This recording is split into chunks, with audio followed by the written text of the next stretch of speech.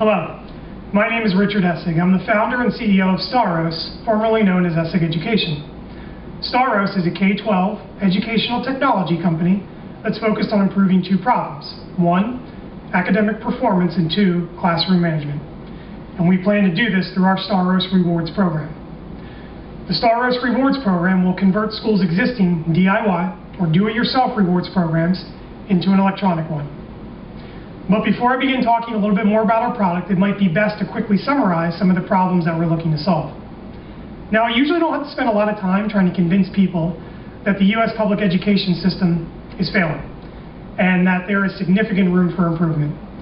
And there are a variety of different ways in which you can look to evaluate how our U.S. educational system is doing.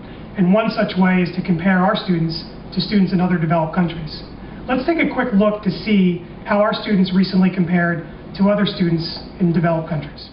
How do U.S. 15-year-olds compare to students in other countries when it comes to reading, mathematics, and science?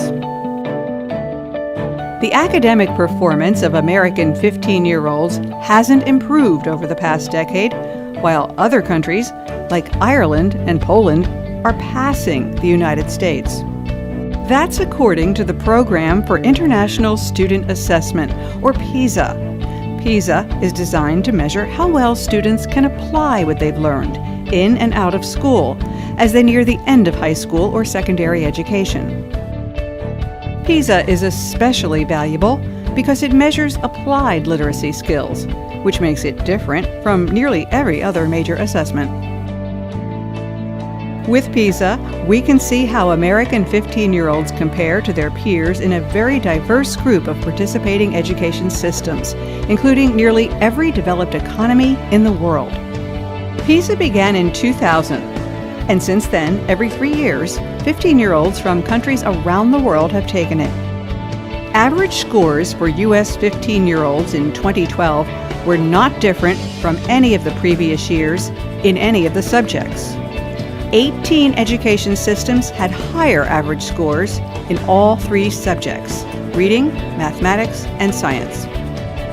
Shanghai, China, which participated in PISA for the first time in 2009, remained the top performer in the world in all 3 subjects.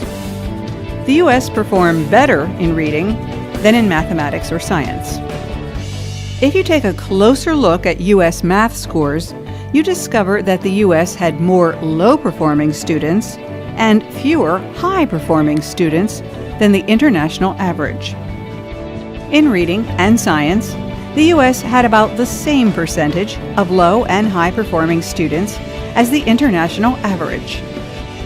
On the NCES PISA website, you'll find the international rankings and details on how American 15-year-olds performed by gender, socioeconomic status, by race and ethnicity, and other variables. You can get the full report here.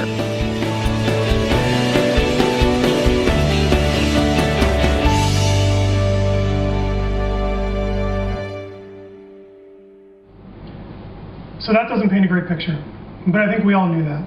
I think we all have a very good sense that the U.S. public education system is failing, not only to our standards, but as it compares to countries abroad as well.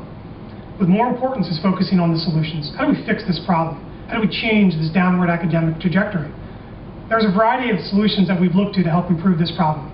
We've looked at privatizing schools, reducing class size, paying teachers commensurate with performance, and rewarding students. And Staros will focus on the rewarding students.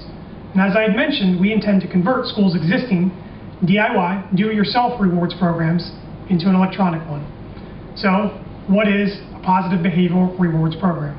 Simply put, it's a code of conduct, a set of rules that a school adopts in which students must abide by.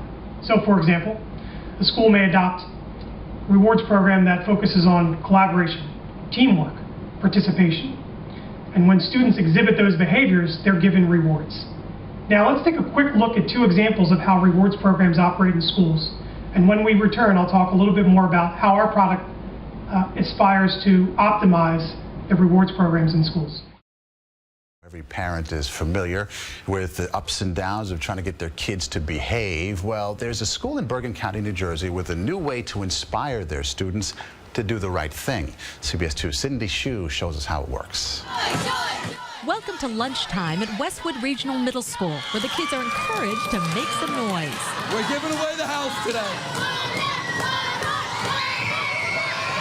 They're actually giving out prizes for positive behavior, such as... Sometimes when you either do very well on your homework, they'll give the class a high five, or if we have a couple new students in the school, so if you ask them if you want to sit at their lunch table or help them get around the school. These are the high five tickets the students earn when they're caught doing something good by anyone who works in the school.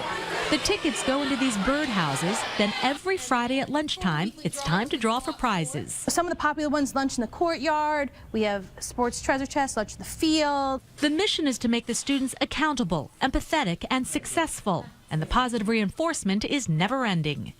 After every weekly drawing, they take all these high five cards, throw them into a bigger bin, and then once a month they do a drawing with bigger prizes, such as iTunes gift cards and movie tickets. Principal Frank Connolly says encouraging good behavior is working. Our discipline has decreased, our bullying has decreased. Just them feeling comfortable in the classroom has helped to improve overall grades and so on. So we're proud of that. The students say it makes middle school a lot more fun. In the elementary school, it was don't do this, don't do that. And here it's more of good job doing this, good job doing that. So I like it a lot better than the elementary schools. I think the best thing is that kids learn that the more things that you do better, the better that you feel, and the better everyone gets along. A lesson the students are celebrating. In Westwood, New Jersey, Cindy Hsu, CBS 2 News. Behaving at school meant a trip to the principal's office, detention, or suspension. Well, those punishments are still around. But as Treasure Coast Bureau Chief Brian Garner reports tonight, more and more schools are finding better results by focusing on the positive side of student behavior. A channel has a show. Safani Lindor is about to finish third grade. From predators. He tells me at the beginning of the school year, he could barely read. At all? No. Little bit. But today, playing a reading comprehension game with his classmates, he gets it. You have to read the story, then answer the question, the main idea. Safani's teacher says this is a big deal because just a year ago, he had such behavioral problems he couldn't focus, couldn't learn anything. A lot of hands on other people, a lot of name-calling. Both student and teacher say the school's approach to discipline has made the difference. A program called Positive Behavior Support. It starts with clear expectations. Respect others, obey teachers, act responsibly, and ready to learn. Students make their own behavioral goals and they're held accountable. They have weekly class meetings to discuss problems. We share our feelings about, we don't say names or anything, so we don't make people feel bad. And when they do something right, they're rewarded. You get Wildcat cash. Imaginary money that kids can trade in for prizes or games at the end of the year carnival. Safani loved it. He's the kind of kid, like any kid, that if you're negative all the time, he's not going to respond. But he likes earning the Wildcat cash. He likes getting the positive praise. Since the positive behavior system has taken root here at Windmill Point, administrators say it's made their job easier too. Referrals to the principal's office now just a fraction of what they once were. It's incredible. I have so much more time to really get into classrooms and see what's really happening. Where is it? And in Safani's class, what's happening is learning. Like he's never known before. In Port St. Lucie, Brian Garner, WPTV, News Channel 5. Well, I now hope you have a better understanding of what a rewards program is and how it operates within a school. And as you can see, the results are very positive. Academic performance increases, and the students get excited about it. And these results are reflective of many of the results across the country. And also the academic evidence supports the use of positive behavioral rewards programs as well. Now, what Staros Rewards Programs intends to do is not change their rewards program. We want to keep it the same way that it is. We just want to modernize it. We want to take the tickets, certificates, fake money, and stars, all of these rudimentary forms of rewards, and we want to convert them and modernize them into an electronic format. You can think of Staros as a bank in this way. Teachers, administrators, depositing points onto a student's account. Students taking those points and redeeming them for different prizes using their Staros Rewards card. Each individual user will have a login.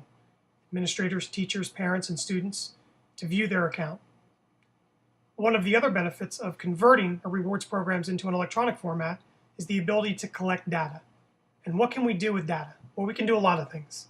We can empirically investigate which rewards programs in the country are working well and which ones are not. We can also take a deeper look into the students' profiles, better determine how they're performing and which areas that they're performing well in and which areas that they need improvement in. But these data collection capabilities will give us a much better understanding of how rewards programs work and how we can continue to optimize them to get them to work even better. So you may be asking yourself, is there any company in the country right now that offers a similar product like this? And right now there isn't.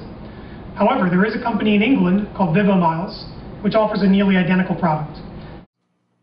VivoMiles is an online rewards platform intended for K-12 education, as well as even some junior colleges. Founded in 2008, VivoMiles has acquired over 1.5 million users, and 96% of schools says it increases academic performance. Additionally, 97% of schools have recommended to others, and 94% of schools continue using the services year after year. VivoMiles has the same business model and revenue model as Staros, and what's important to note is that VivoMiles validates that a market exists and that there is a paying customer for this product. Let me give you just a quick update on the progress of our company. So we have built a management team which consists of myself, a life science commercial leader for the past 12 years, and a veteran software developer.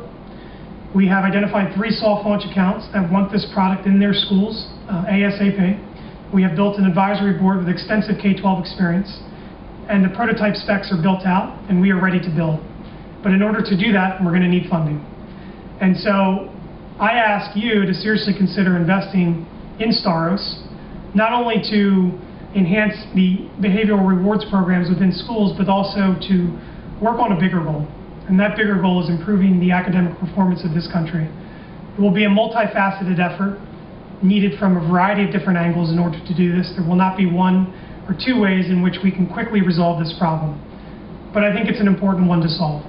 And I hope that we can join together in helping solve this problem. Thank you for watching this video, and I hope to hear from you shortly.